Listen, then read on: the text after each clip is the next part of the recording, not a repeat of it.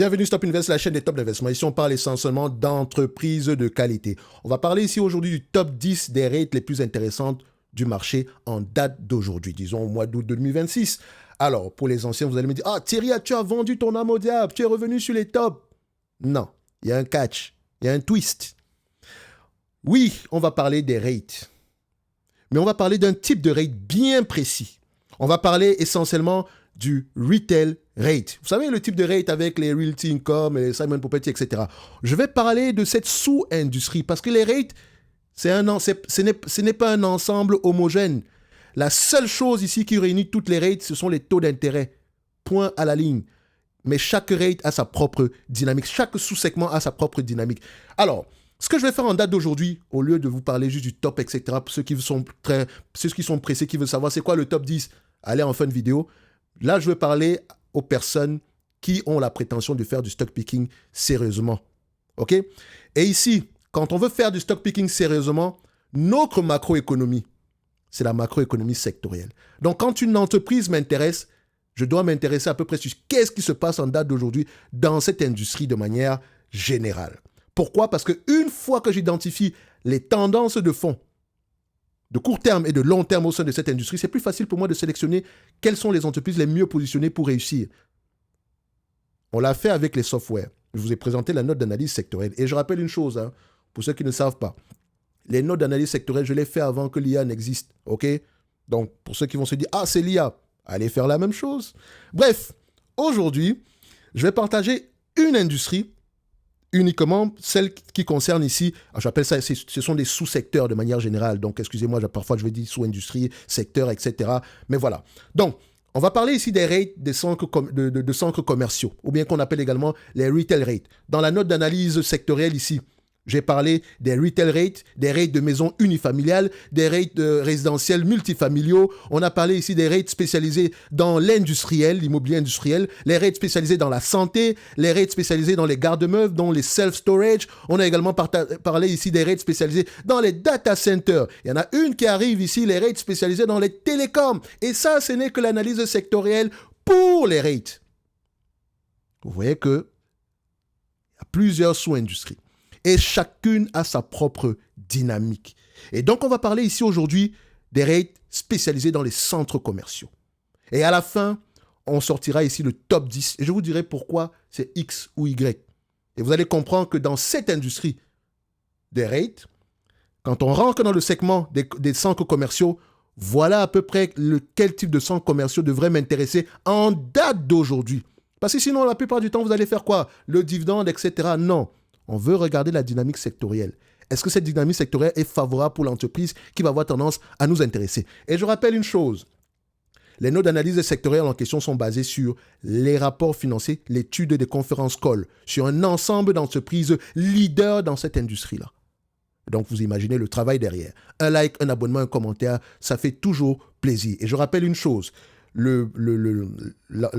Pour avoir accès aux notes d'analyse en question, c'est dans le top premium. Le top premium, si vous trouvez le lien en description de la vidéo, tant mieux. Si vous ne le trouvez pas, sachez qu'en date d'aujourd'hui, en tout cas jusqu'au 1er du mois d'octobre, vous pouvez adhérer au top premium en passant par le bootcamp qui commence le 1er du mois d'octobre 2026. Je pense que le bootcamp vous donne droit à 12 mois gratuits ici, globalement, parce que ici, le tarif est uniquement lié au bootcamp. Et le bootcamp est essentiellement réservé aux personnes qui veulent apprendre à faire du stock picking sérieusement. On n'est pas là pour faire 10 heures de vidéo, etc. Non, on va directement analyser une entreprise en posant les bonnes questions. Au sorti de là, à peu près, il y a de grandes chances que vous soyez des personnes qui pensent par eux-mêmes. Vous ne serez plus dans le doute de manière générale. Parce que vous allez voir, le stock picking, c'est pas dur. On ne parle pas de chiffres là-bas de manière générale. Bref, tout en description de la vidéo. Maintenant, rentrons dans le vif du sujet. Alors, c'est normal que je vous partage ma note ici. Et comme je l'ai dit tantôt, laissez-moi lire tranquillement. OK? Donc, les retail rates possèdent ici et exploitent des actifs immobiliers destinés au commerce physique, puis louent ces espaces ici à des enseignes. Ça peut être ici une enseigne Walmart, Carrefour, je n'en sais strictement rien du tout.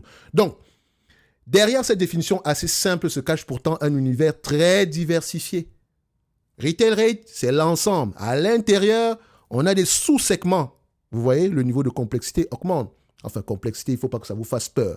Donc, certains rates, ou bien certaines, ça dépend si vous dites un rate, une rate, Bref, ce n'est pas le plus important. Donc, certains rates ici se concentrent sur des grands centres commerciaux régionaux, d'autres sur des outlets, des centres commerciaux ici, et d'autres ici sur des centres commerciaux ancrés par une épicerie, d'autres des ensembles mixtes réunissant commerce, bureaux et logements, ou encore des power centers occupés par des grandes enseignes spécialisées. Ah, vous commencez à voir que, bon, j'ai une retail rate, mais on est spécialisé dans quoi? Les malls, centres commerciaux régionaux? Est-ce que ces centres commerciaux régionaux, mais ancrés sur des épiceries? Est-ce que ce sont des ensembles mixtes réunissant commerce, bureaux et logements? Ou encore des power centers occupés ici par des grandes enseignes spécialisées? Il faut le savoir, c'est important. Les net lease, et là on rentre dans une spécificité ici liée au contrat, parce que toutes les rates de centres commerciaux ne sont pas des net lease. Attention. Donc les net lease rates fonctionnent un peu différemment.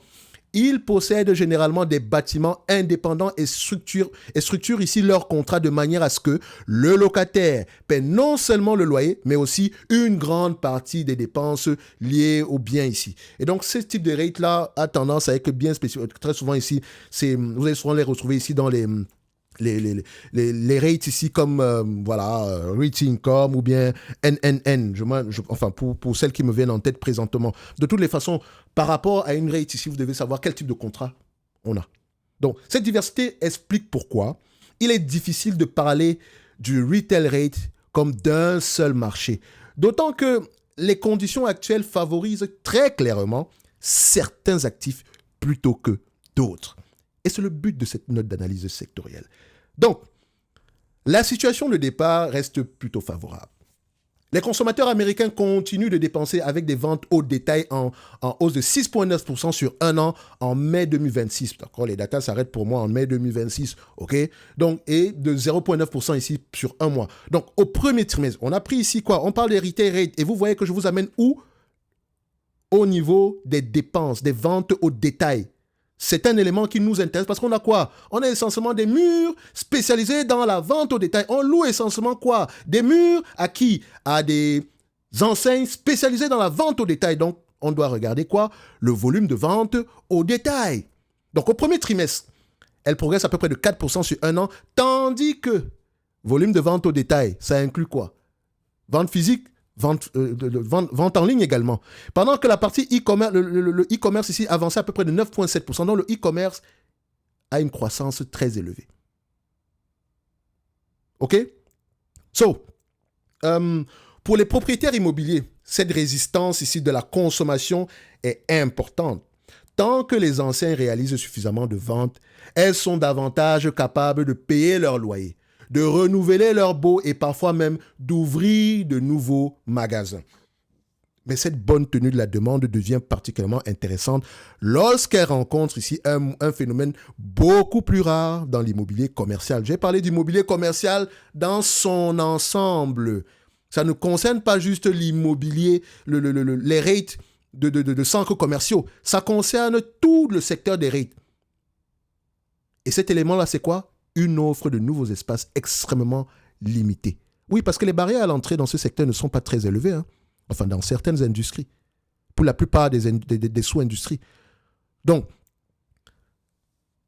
quand le volume de vente moyen augmente et que vous avez en supplément de ça une offre de nouveaux espaces extrêmement limités, le pouvoir de négociation se déplace où? Au niveau des propriétaires de biens immobiliers. Parce que leurs clients gagnent de plus en plus d'argent, peut-être qu'ils veulent s'étendre, etc. Et ils sont bien positionnés ici parce que, techniquement, avec la hausse des taux d'intérêt, il y a moins ici de demandes, il y a moins de mise en chantier. Parce que l'argent coûte de plus en plus cher, essentiellement c'est de la dette. Donc, vous voyez qu'on se retrouve dans une période très particulière. C'est probablement le facteur le plus important pour comprendre les retail rates en 2026. La construction de nouveaux centres commerciaux est restée exceptionnellement faible pendant plusieurs années, en particulier pour les actifs de qualité. J'ai bien dit en particulier pour les actifs de qualité. Les propriétaires existants se retrouvent donc avec beaucoup moins de concurrence provenant ici de nouveaux projets. Lorsque les enseignes recherchent ici des emplacements attractifs, bien situés et bénéficiant d'un trafic élevé, le nombre d'alternatives est limité. Le rapport de force s'est progressivement ici déplacé en faveur des propriétaires au point que l'environnement actuel constitue l'un des plus favorables observés depuis plus d'une décennie pour certains actifs premium. Encore une fois, je fais la différence avec certains actifs premium. Et la question qui devrait vous intéresser, mais c'est quoi un actif premium dans ce domaine? D'accord? Donc, cette rareté se traduit directement dans les taux d'occupation. Les meilleurs malls et shopping centers fonctionnent aujourd'hui avec des niveaux de vacances historiquement faibles. Simon Property Group, l'un des principaux acteurs dont je suis actionnaire, d'accord? Donc, c'est normal que j'en parle. Simon Property Group, ici, l'un des principaux acteurs du secteur, affichait à peu près, par exemple, un taux d'occupation de 96,4% dans ses malls américains et premium outlet à la fin 2025. C'est plus élevé. Enfin, je pense qu'au dernier trimestre, c'est 96%, mais il y a un élément qui est plus élevé. Dans le même temps, son loyer minimum moyen par pied carré atteignait 58,70 $ ici. J'ai bien dit par pied carré. Malheureusement, aux États-Unis, c'est par pied carré. Ici, aux États-Unis, c'est en termes de maïs. Aux États-Unis également, c'est en termes de livres, on ne parle pas de kilos. Donc, pied carré, etc. L'essentiel, c'est que ça augmente par pied carré, qu'importe l'unité que vous allez utiliser. En mètre carré, ça sera également pas la même chose, mais un prix plus élevé que ça, parce que les pieds carrés, c'est, voilà, je pense que c'est la moitié des mètres, etc. Mais c'est pas ça le plus difficile. Allez-y, regardez. Moi, je continue à fonctionner en mètres ici, mais l'information est en pied carré, alors je vous la donne en pied carré de manière générale. Donc, comme je disais tantôt, alors, le loyer minimum ici a atteint 58,70 $ ici par pied carré et les ventes réalisées par les locataires ont atteint à peu près 736 $ ici par pied carré. Allez juste regarder. Et je vous ai pris ici des informations qui sont datées. D'accord? Enfin, quand il dit daté, donc, elles ne sont pas, cette information n'est pas actualisée et c'est volontaire. Parce que quelqu'un de curieux va aller regarder qu'est-ce qui s'est passé au dernier trimestre. Allez juste constater. Loyer minimum augmenté. Ventes réalisées par mètre carré, par pied carré ont également augmenté. Allez vérifier. Ce qui est intéressant ici n'est pas uniquement le niveau absolu de ces chiffres, mais ce qu'ils indiquent en profondeur. Les bons actifs ne sont pas simplement remplis en termes de taux d'occupation. Ils disposent également d'un pouvoir de négociation accru. Comme vous pouvez le voir, en termes de revenus, le loyer minimum par pied carré. Ils détiennent également un pouvoir de négociation accru lors des renouvellements ici de baux. Allez constater ce que Simon Property Group vous donne ce trimestre. Donc, ce pouvoir permet aux propriétaires d'obtenir des loyers plus élevés et surtout d'intégrer des augmentations contractuelles plus importantes dans les nouveaux baux. Cushman & Wakefield, qui est également coté en bourse ici avec CBRE et JLL, voilà, vous allez voir à peu près qu'est-ce qu'eux ils font, ça peut être des entreprises intéressantes pour vous. Donc, Cushman & Wakefield ici estimait ainsi que les loyers demandés avaient poursuivi leur progression annuelle pour atteindre environ 25,29 $ ici par pied carré. Et ça, on parle de l'ensemble du secteur, soutenu par des ventes locataires et une fréquentation relativement stable. Donc, vous voyez quoi? Dans tout ce secteur, quand vous prenez les ventes, les revenus moyens, le loyer moyen ici par pied carré, c'est 25,29 $. Simon Property, c'est 58,70 et c'est encore plus élevé au dernier trimestre. Donc, cette combinaison de taux d'occupation élevés et de croissance des loyers explique pourquoi la croissance du FFO du secteur pourrait être supérieure à sa moyenne historique en 2026, autour ici de 6,5% contre 5,4% ici sur le long terme. Pour les retail REIT de qualité, la principale force du cycle actuel n'est donc pas une expansion de la consommation, mais l'absence presque totale de nouvelles offres concurrentes. Et cette pénurie pourrait encore s'accentuer. L'année 2025 a été la plus faible jamais enregistrée en matière de nouvelles constructions retail. Avec seulement 10,2% ici, 10,2 millions de pieds carrés livrés, soit environ 63% de moins que la moyenne observée entre 2015 et 2019. Rapporté à un stock national d'environ 4,3 milliards de pieds carrés, cette nouvelle offre est presque insignifiante.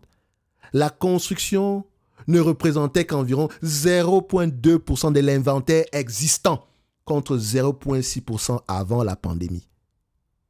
Les nouveaux démarrages pourraient encore reculer d'environ 35% en 2026.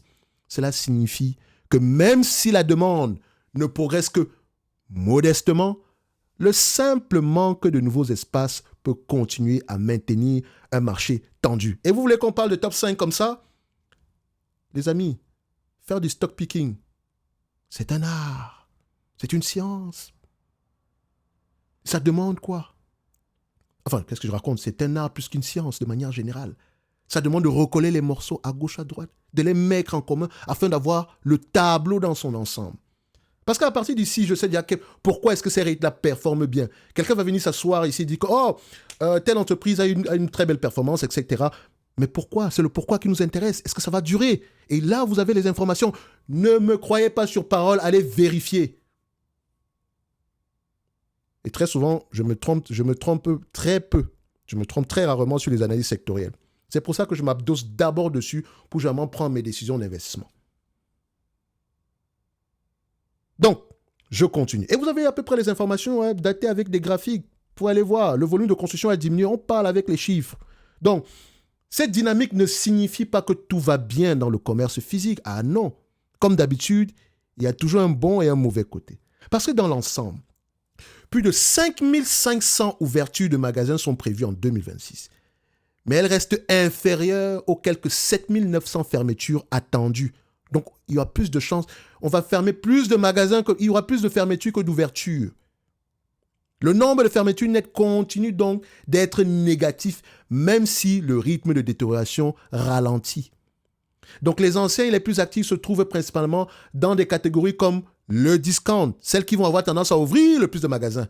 Dans le discount, l'alimentaire et l'off-price, où la proposition de valeur reste difficile à remplacer entièrement par Internet.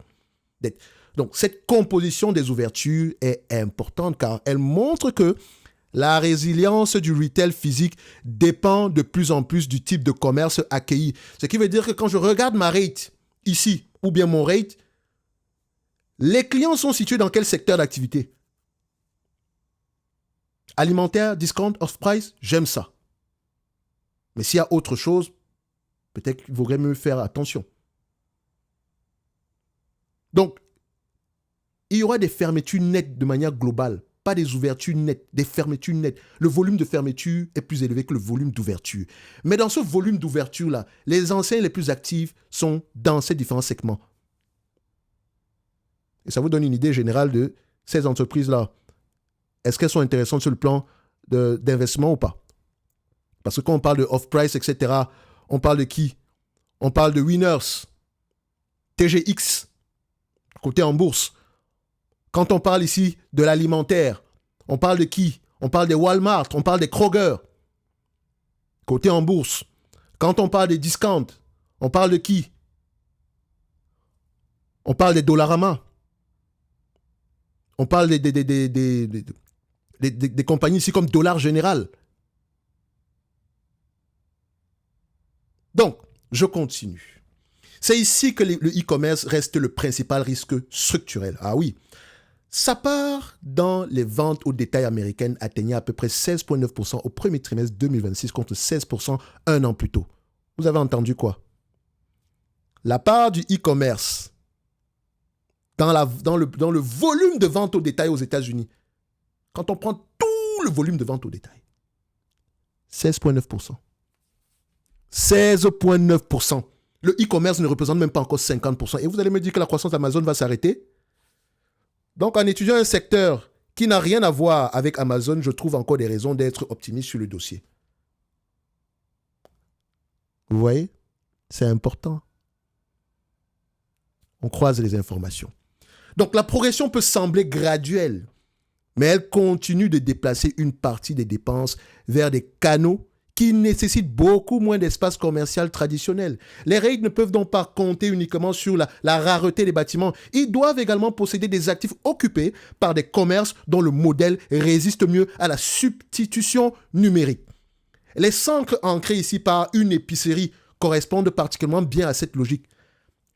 Acheter des produits alimentaires reste une activité fréquente, locale et difficile à déplacer intégralement vers Internet. Une épicerie génère régulièrement du trafic, ce qui bénéficie également aux restaurants, aux pharmacies, services et petits commerces situés autour d'elles.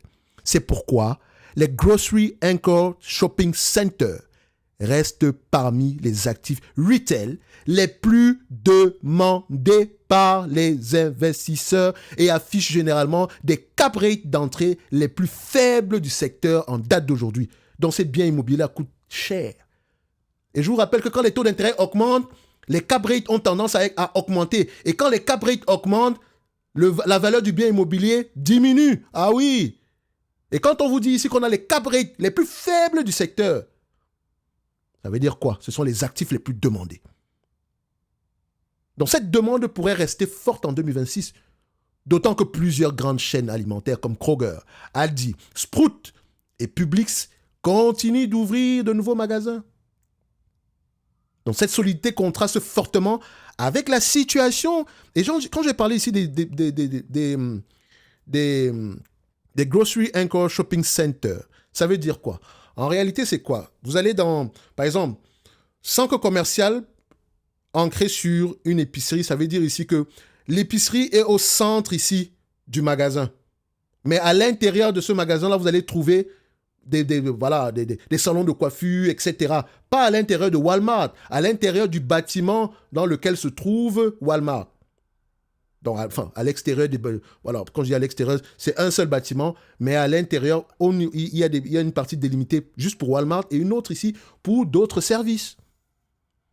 Quand vous allez donc à l'épicerie, vous pouvez passer chez le coiffeur. Vous pouvez aller à la pharmacie. Vous pouvez peut-être aller au restaurant. Et très souvent, les grocery anchor paye un loyer très peu élevé. Ils ont généralement les loyers les moins élevés. Oui, parce qu'ils prennent beaucoup d'espace et ils ramènent quoi? Juste le volume. Donc, en fait, un grocery anchor vous garantit du volume parce qu'on mange tout le temps. On a besoin d'acheter les... Vous comprenez, non? Voilà. Vous voyez que c'est plus profond. Un like, un abonnement, un commentaire, ça fait toujours plaisir, ça ne chauffe pas. Et là, je ne parle que des centres commerciaux. Je continue? On est go. Donc, cette solidité contraste fortement avec la situation des centres commerciaux de qualité inférieure. Les malls de classe B et C restent confrontés à des problèmes structurels liés à l'évolution des habitudes de consommation, à la concurrence d'Internet et à la moindre activité pour les meilleures enseignes. OK? Il y a une moindre activité. Quand je dis moindre activité, donc ça dit que comment on dit ça? Ces malls-là sont moins achalandés que les meilleures enseignes. Et quand une entreprise veut ouvrir des magasins, elle va se diriger vers les meilleures enseignes qui garantissent ici, pas garanties, mais qui leur permettent ici de pouvoir profiter d'un volume élevé ici de clients potentiels. Parce que quand vous entendez le classement classe B, classe C, en fait, c'est en termes de volume de vente par pied carré. Si tu as un volume de vente par pied carré, disons de $500, tu es classé classe B, tu es en classe A. Il y a même des volumes de vente par pied carré de $1,000, de $1,500. Et il y a des volumes de vente par pied carré de moins de $200. Et vous voyez où est-ce que vous allez les classer. Donc, les données de vacances ici montrent clairement cette divergence. Les malls de classe A affichent environ 5,6% de vacances, contre environ 9% pour les classes B et 13% pour les classes C. Dans le taux d'occupation des classes A dépasse les 94%. Le taux d'occupation des classes B est aux alentours des 85%. Le taux d'occupation des classes C, les classes C sont à 85% ici et les classes B sont à peu près à 90%. Donc, certains malls de classe A génèrent même aujourd'hui ici un NOI supérieur de plus de 10% à leur niveau d'avant la pandémie. Autrement dit, le problème n'est plus nécessairement le format mall en lui-même, mais la qualité de l'actif. Et la qualité dépend de quoi? Du volume de vente par pied carré. Ça veut dire que tu cherches quel type d'entreprise intéressant dans ce type d'activité. J'aimerais avoir grocery anchor avec un volume de vente par pied carré élevé, très peu de dettes. Vous voyez, le tableau commence à être de plus en plus clair. Cette divergence crée un cercle vertueux pour les meilleurs centres et une situation opérationnelle beaucoup plus difficile pour les autres. Les actifs premium attirent les meilleures enseignes, ce qui augmente la fréquentation, renforce les ventes au pied carré et permet aux propriétaires de demander des loyers plus élevés. Ces revenus supplémentaires peuvent ensuite être réinvestis dans la rénovation, les restaurants, les expériences ou les nouveaux concepts, ce qui améliore encore l'attractivité du centre. À l'inverse, lorsqu'un mall perd plusieurs locataires importants, le trafic diminue, les enseignes restantes ici vendent moins et le propriétaire dispose de moins de ressources pour repositionner l'actif. Prenez un exemple. Est-ce que vous êtes déjà allé dans un centre commercial qui était presque vide? Pas vide parce que vous êtes allé tôt, vide parce qu'il y a très peu de magasins ouverts. C'est triste, n'est-ce pas? Est-ce que vous voulez y retourner? Et comparez maintenant, prenez l'exemple d'un centre commercial qui est ancré au niveau d'une épicerie. Vous allez voir qu'il y a plus d'achalandage. Faites l'expérience. Ne me croyez pas sur parole, parce que je sais que ce que je raconte là est vrai. Mais comme d'habitude, vous devez vous-même aller vérifier, double vérifier l'information. Toujours. Je continue?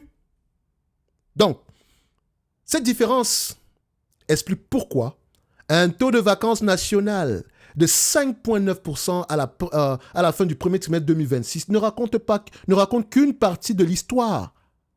Ce taux avait augmenté de 30 points de base sur un an et de 10 points de base sur le trimestre. Mais le marché reste extrêmement fragmenté.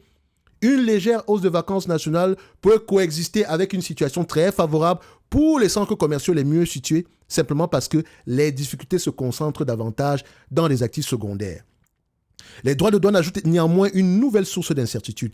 Si les coûts d'importation augmentent, certaines enseignes peuvent voir leur marge se contracter et devenir plus prudentes dans leurs projets d'expansion. Cela peut ralentir les ouvertures de magasins ou réduire la capacité des locataires à accepter des hausses importantes de loyers. Les propriétaires disposent aujourd'hui d'un pouvoir de fixation des prix supérieur à celui des dernières années, mais ce pouvoir dépend toujours de la santé économique de leurs locataires. N'allez pas tomber ici dans le problème que Vichy Property a un problème en date d'aujourd'hui à cause d'un gros locataire qui représente je pense que plus d'une trentaine de pourcents ici de son revenu global. Et ce gros locataire-là, en fait, ses revenus ne couvrent qu'un an. Je pense que ses bénéfices opérationnels ne couvrent qu'un an de loyer.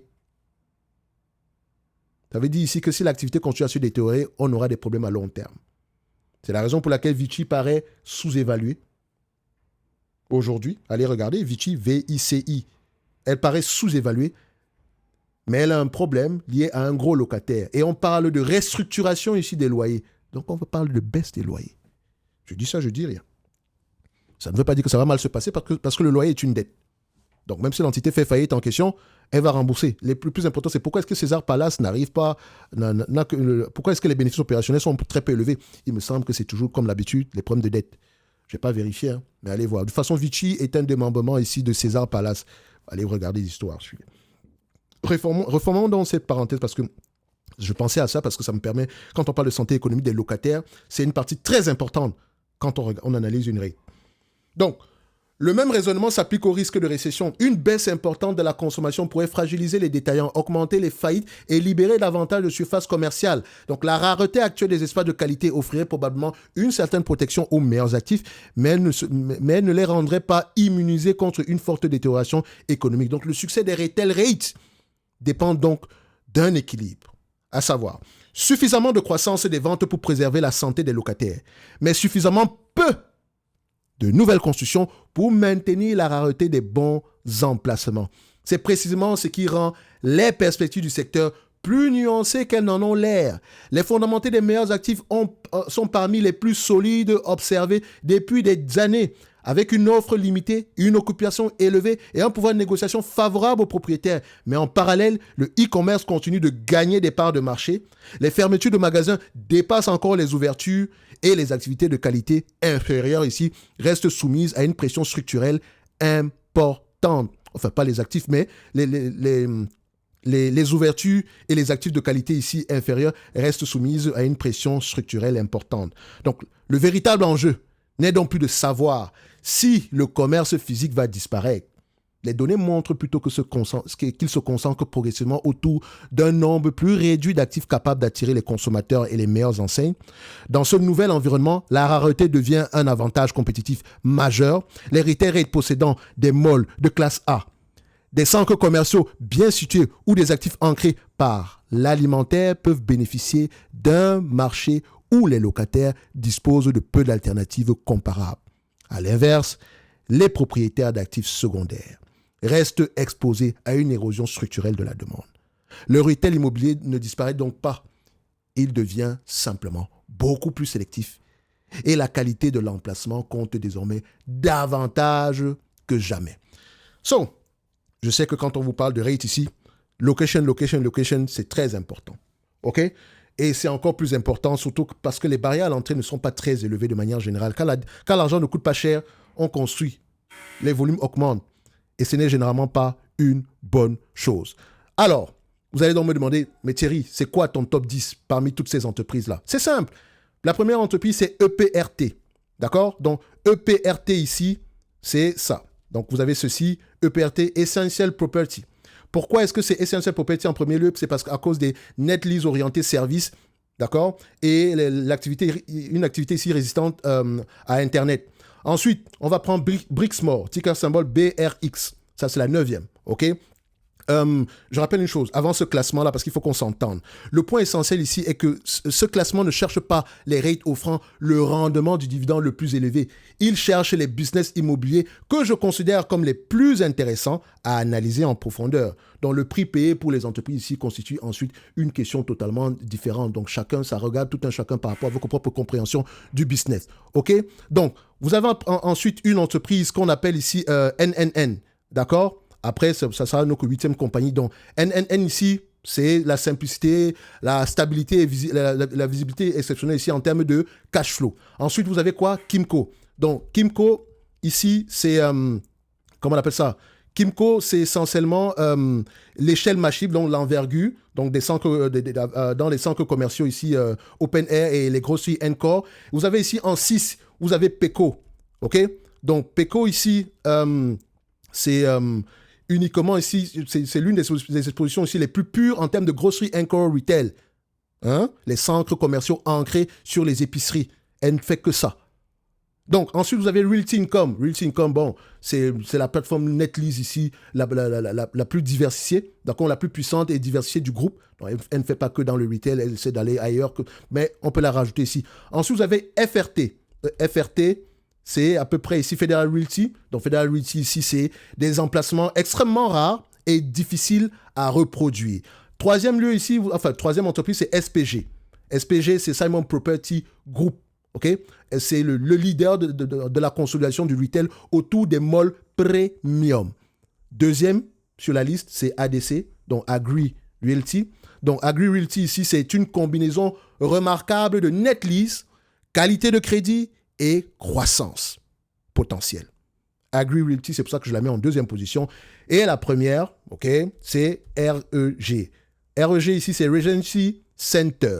Selon moi, la meilleure combinaison actuelle entre qualité des actifs, rareté de l'offre, pouvoir en termes de négociation ici, grosserie Encore et capacité de développement. Ceci n'est que mon point de vue et non un conseil d'investissement.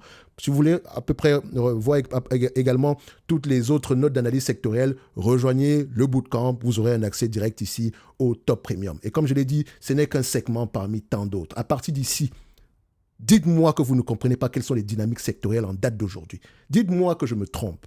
Vous pouvez aller vérifier. Ce qui est sûr, c'est qu'il y a de fortes chances que j'ai tapé dans le mille.